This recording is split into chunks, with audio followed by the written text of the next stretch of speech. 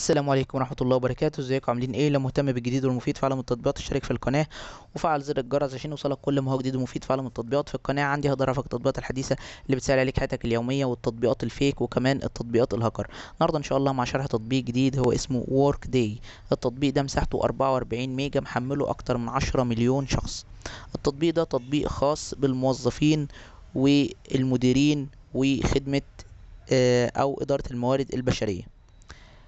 لو انت صاحب عمل، صاحب شركة، صاحب مصنع، صاحب اي حاجة، وعندك عمال، عندك موظفين، عندك ادارة موارد بشرية، فالتطبيق ده هينفعك وهيفيدك انت كصاحب العمل، مش اللي عندك. لان انت لازم انت تكون محمل التطبيق ده وانت اللي مشغله، عشان انت اللي تكون متحكم في التطبيق، لان انت صاحب العمل.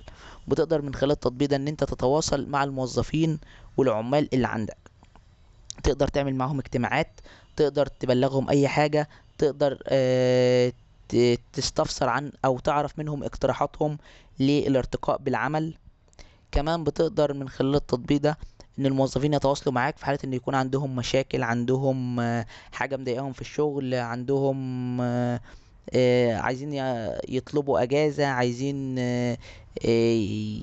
يعرفوا المرتبات بتاعتهم، عايزين يتواصلوا مع خدمة او إدارة الموارد البشرية.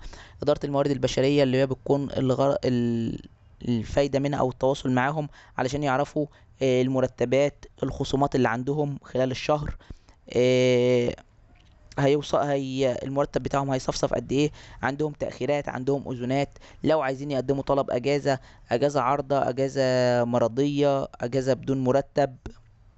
كل ده بيقدروا الموظفين يعملوه، بيقدروا يتواصلوا مع إدارة الموارد البشرية. وإدارة الموارد البشرية تقدر تقول لهم الأجازات بتاعتهم المتاحة خلال الشهر قد إيه أو خلال السنة قد إيه، ولو ليهم أجازات ما خدوهاش يقدروا إن هم ياخدوها أو يعرفوا قيمتها المادية قد ايه. في حالة ان الشركة ما بتكونش بتدي قيمة مادية، فبيقدر مثلا قبل تقفيل السنة يقولوا لهم انتوا ليكم كل موظف مثلا ليه اجازة مثلا 20 يوم، فممكن ياخدها مثلا يومين في يومين قبل ما السنة تخلص، عشان لو السنة خلصت الاجازات دي هتروح عليه. كل دي فوائد بتكون موجودة في التطبيق. مشكلة التطبيق ده ان هو اول حاجة بيتضمن اعلانات وبيطلب منك الاشتراك وشراء التطبيق. تاني حاجة التطبيق بيكون باللغة الإنجليزية، مفهوش لغة عربية، طبعا دي مشكلة كبيرة عند ناس كتيرة. تالت حاجة ناس كتيرة برضو بتشتكي من موضوع ان التطبيق بيحملوه وبيحاولوا ان هم يشغلوه والتطبيق مش بيرضى يشتغل معاهم او مش بيبعت لهم الرقم على الموبايل بتاعهم علشان يفعلوا التطبيق. وبس كده، ده يعتبر ابسط شرح للتطبيق بالنسبة للمميزات والعيوب. لو عجبك شرح التطبيق يا ريت تدوس لايك للفيديو. لو عايز شرح تطبيق معين يا ريت تسيب لي في الكومنت لو اكتشفت ميزه او عيب للتطبيق في اي تحديث من التحديثات القادمه اكتبها في تعليقات الفيديو. نسيت اقول لكم، لو حد جرب التطبيق وتعامل معاه بعد نزول الفيديو باكتر من 5-6 شهور، اكيد هيكون في التطبيق تغييرات كتيره. تغييرات ممكن تكون ايجابيه وممكن تكون سلبيه، عشان في ناس بتكتب في التعليقات او في الكومنتات بتاع الفيديو على اي مثلا فيديو بنزله او على اي تطبيق بشرحه، يقولوا التطبيق ده فيه ميزه انت ما قلتهاش او فيه عيوب انت ما قلتوش. العيب والميزه دي ممكن يكونوا نزلوا في تحديثات خلال الفتره اللي هي بعد نزول الفيديو. يعني لو انت شفت الفيديو بعد نزوله على طول هتلاقي المميزات والعيوب اللي انا بقولها هي اللي موجوده. انما لو شفت الفيديو بعد ما نزوله بحوالي 5-6 شهور 7 شهور سنه، هتلاقي اكيد المميزات او العيوب اختلفت. ممكن تكون افضل، التطبيق بقى افضل، وممكن التطبيق بقى سيء اكتر.